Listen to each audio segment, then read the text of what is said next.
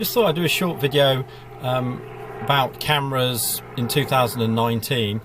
Somebody asked me recently if I didn't buy a 5D Mark I, which if you look at the rest of the videos on this channel, there's quite a few about the 5D Mark I. Which camera would I buy today? So a brand new camera, if I was to go out and buy one, what would I be looking for and what would I buy? Would it be full frame? So here goes. I've looked, obviously I would say all the popular cameras because I run so many courses, and a lot of one-to-one sessions, and Canon, Nikon, Fuji. I'm not just into Canon, I get people with Olympus, everything you can imagine. Probably apart from the top pro spec bodies, which no one seems to bother with, which I don't blame them because they're too expensive. So the camera I would buy, even without looking at it, is the Canon M6 Mk2.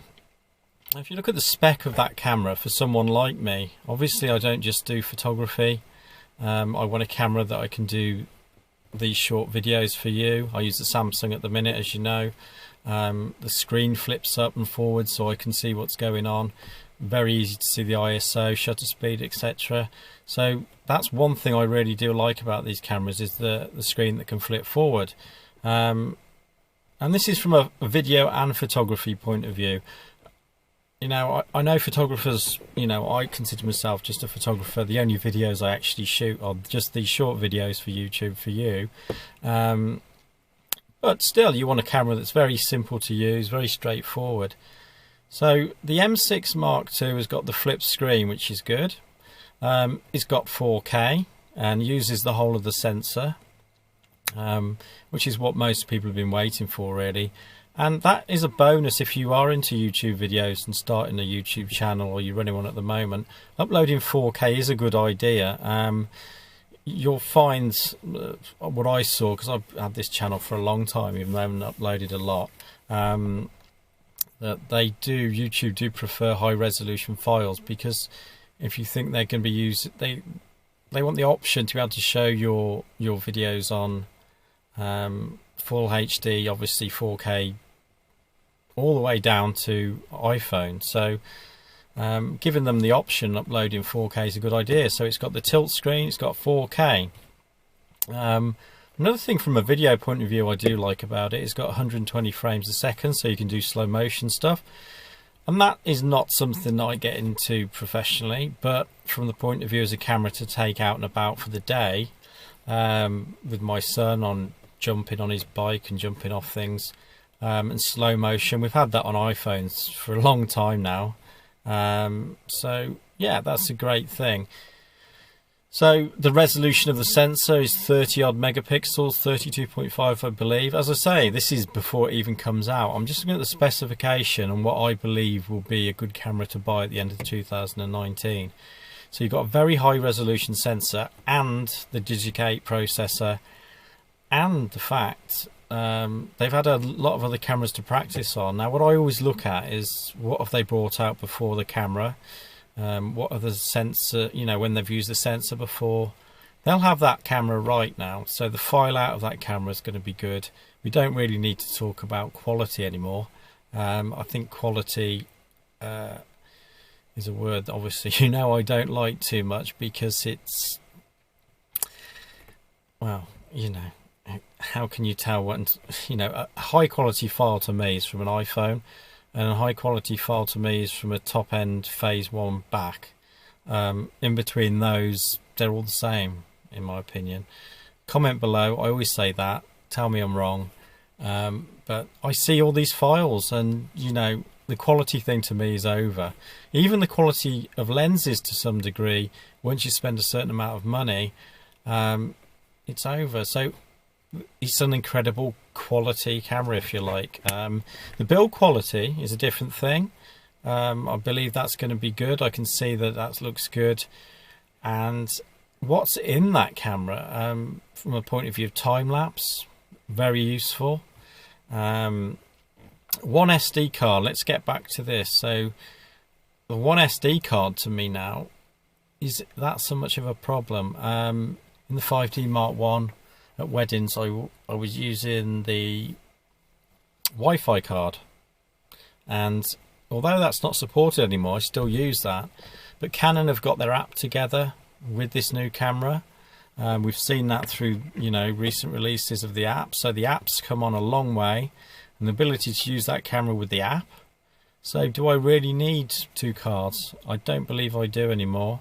The pace I'm working is fine. The other thing I really like about this camera is in some of the packages they're shipping it with the viewfinder, and I like the position of the viewfinder. I've tried these cameras with the viewfinder which slots onto the hot shoe, and I like it. It means you can, if you're right or left-eyed, you're looking over the top of the camera with one of your eyes, and then you can close one eye and carry on working. Also, if you need to review your images quickly, slip it on, review your images, but you can take it off, so it becomes a very small compact body. About the same size as this Samsung. I've been waiting for them, and this is, you know, not many people talk about Samsung cameras. I've noticed that most YouTubers don't even consider them. You know, they're not tested, you just don't see it. But believe me, Samsung have had this NX3000 I'm using out. I've had this a long time. It cost me 200 odd quid. It's been amazing. I've been waiting for Canon to bring a similar camera out that might replace my 5D Mark I. The reason I'm looking at that is because, you know, I am transitioning out of weddings now. I'm probably looking to do still 10 maybe weddings a year. I'm transitioning to other things. I want different projects, so doing a lot of training, and I want a camera that I can use to teach people, which again, mirrorless cameras are very useful for teaching people. They're small, they're light to carry around. It's got everything going for it. It ticks every box so far for me as a camera, for most people. You're going to have to go through the specifications and see what you like and what you don't like. It hasn't got 24p, so for some, you know, cinematographers out there who want to use a small camera, that might not be ideal for you. But, you know, it's got, what you've got to look at is, has a camera got everything you need? And this camera that's coming out, the M6 Mark II, definitely looks like a camera I'm going to look at. And if it is, then I'll get hold of one and we'll review it, and I'll put it up against something, you know, like a full SLR system. At the same time as this coming out, the 90D is coming out. And that will be interesting. The route that Canon is going at the moment, you know, people were confused 4 years ago, but you've got the M system, which is this M6, the M50. They're not introducing many lenses for it. Then you've got the R system, which is their new professional system, which is apparently small, which it isn't. It's massive. So the R system to me at the moment is the iffy one, to be honest with you. I have to say that. I still prefer DSLRs. If I'm going to a wedding, I would still prefer DSLR over a mirrorless camera. But, you know, we'll wait and see. And then you've got DSLRs, obviously full frame, and they've got a DSLR APC size sensor range. So there's a lot of confusion out there. The first thing you want to do with camera equipment is to go out to the shop and just literally ask the shop to get the bodies out next to each other. London Camera Exchange are very good for this. I use London Camera Exchange in Worcester. They're really good. Take a look at the cameras and get them out. And the first thing you want to do is say, will I actually take that out of the car? Or will I take that out of the hotel if I go on holiday? And this is why most people are wandering around with iPhones and you know, the camera phones, Samsungs, whatever, all the same. Is because most people are leaving them at home or leaving them in the car because they're too heavy. And this is where the M6 Mark II, with the resolution you've got there now, I mean, that file out that camera, any image library will be gladly taking that file. From a video point of view and producing video, any video library will take that. Any professional job I would go on, from a wedding point of view, or, you know, I don't do much else, to be honest with you, now. So it's the camera. So there's always going to be something with the camera, and what can I see as a problem with the camera? It's the lens system. Canon appears to have given up on making the lenses for this system, and they're not going to let the R lenses fit the M with an adapter, I believe. Well, they can't. So this is a real problem. So you've got a DSLR range of lenses, L series full frame DSLR. Then you have actually got an APC size series DSLR range, which is the 80Ds, etc. Then you've got the M, which is being just ignored. And then you've got the R system, which is going to, they will definitely take the R system on. You can see what they're going to do with it for the professional photographer. So where does that sit with someone like me at my point? Well, there's definitely enough lenses for me to run my whole business. They've even got some primes in there that are fine. It's a shame they're not. It's a shame they haven't realised they need to cull some of these ranges and just concentrate on a couple. But I think you will see a transition over the next. It will take 5 years. It might take 10 to wean everyone off their DSLRs. But hopefully, I'm hoping that the M and the R systems end up being the systems that we're all going to be using. But you asked me, well, someone asked me, I can't remember who it was, what would I buy straight out of a shop? And I go through Fuji, honestly, in the shop, we go through everything. So Fuji, Olympus, we go through everything. I love some of the Olympus stuff. I love all these different ranges. As you know, I do like Canon, but this particular Canon, the M6 Mk2, and from the first looks I've seen from it, will probably be the ideal camera for me. Ideal weight, flip screen, 4K, ideal for vlogging or doing these short videos or whatever I want to do. Lightweight, goes straight in a small bag. I don't have to take a camera bag out, so it's just in the bag.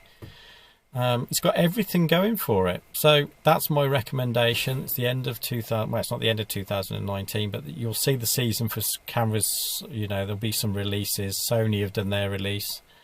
Nothing too exciting there. Not saying I don't like Sony cameras, but you know, there's nothing that exciting. They peak very early, don't they? So they've gone bang. What are they going to do now? Well, we'll have a round camera before you know it, or you know, we could have anything from Sony. So whether they really stick with their system, I don't know. What will make a massive difference will be the iPhone 11 release. I'm waiting for the iPhone 11, to be honest with you. Whether it's called the iPhone 11R, whatever it's called, the one after the XS, let's call it. So we're a couple of weeks away from that, and that will make a massive difference to me. I can't turn up at a wedding with an iPhone and do a wedding, but I could. And the iPhone 11 with the cameras they're going to be putting on that, it's not going to be a problem at all, to be honest. But we've got to have a bridge camera. In other words, a camera that you can turn up to a wedding with where you're still taken seriously. I've shot weddings with the Samsung that you're viewing me from now. So this Samsung has shot quite a few weddings. So yeah, let's leave it there. But that's my opinion. That's one camera that stood out above all else that's been released. Just say one last thing. Another reason, obviously, is I can get an adapter for that M. And I can put my L series 24 to 105 and I can put the 70-200 on it. So obviously I'm dialed into the Canon system. Okay, so thanks a lot for that. I hope that helps. See you again.